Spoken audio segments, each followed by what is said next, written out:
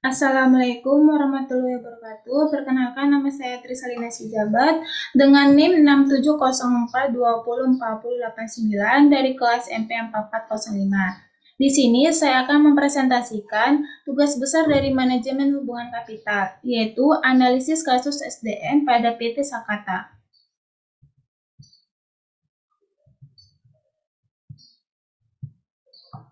Yang pertama adalah latar belakang.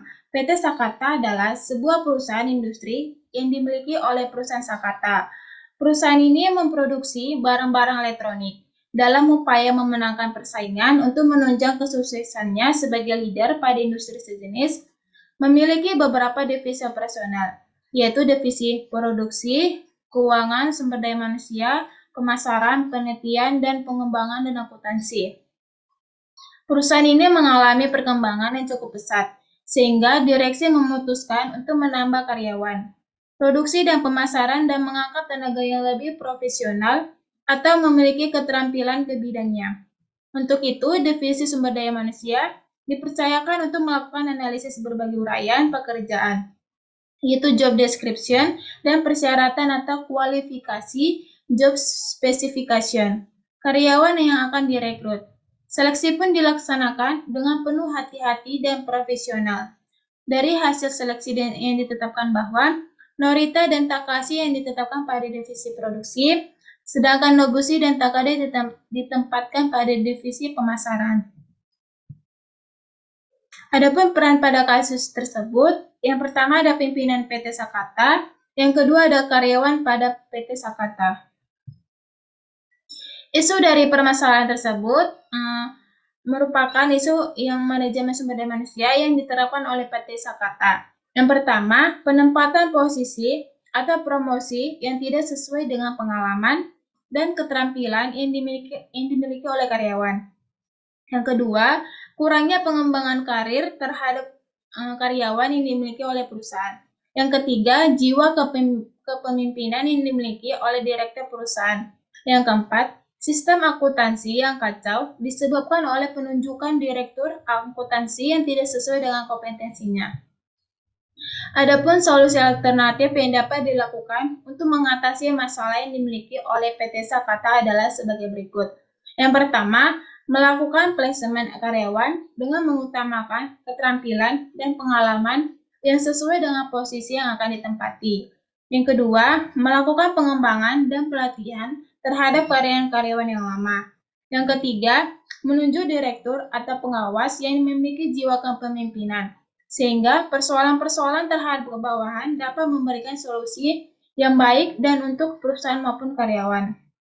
Yang keempat, mengganti direktur akuntansi yang memiliki kompetensi yang di bidang akuntansi. Adapun solusi yang baik, yang pertama ada perencanaan sumber daya manusia. Hal yang pertama yang dilakukan dalam proses staffing adalah perencanaan SDM. Perencanaan ini mencakup semua kegiatan yang dibutuhkan untuk menyediakan tipe dan jumlah karyawan secara tepat dalam penyampaian tujuan organisasi. Yang kedua ada rekrutmen. Rekrutmen merupakan kegiatan untuk mencari dan merekrut tenaga kerja potensial dalam jumlah yang tepat dengan kemampuan yang sesuai dengan untuk mengisi suatu jabatan tertentu dalam perusahaan ini. Metode yang digunakan dalam melakukan rekrutmen tenaga kerja dapat dilakukan melalui iklan, menggunakan jasa outsourcing, rekomendasi dari karyawan yang sedang bekerja, lamaran pribadi, lembaga-lembaga pendidikan, dan lain sebagainya. Yang ketiga ada seleksi. Setelah melakukan rekrutmen, maka selanjutnya manajemen perlu melakukan proses seleksi.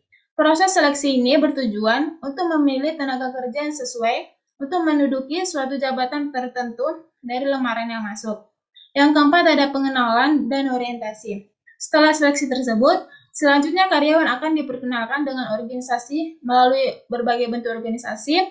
Apapun, tahap organisasi di sini adalah kegiatan pengenalan dan penyesuaian karyawan baru dengan organisasi ataupun perusahaan tersebut. Yang kelima, latihan dan pengembangan.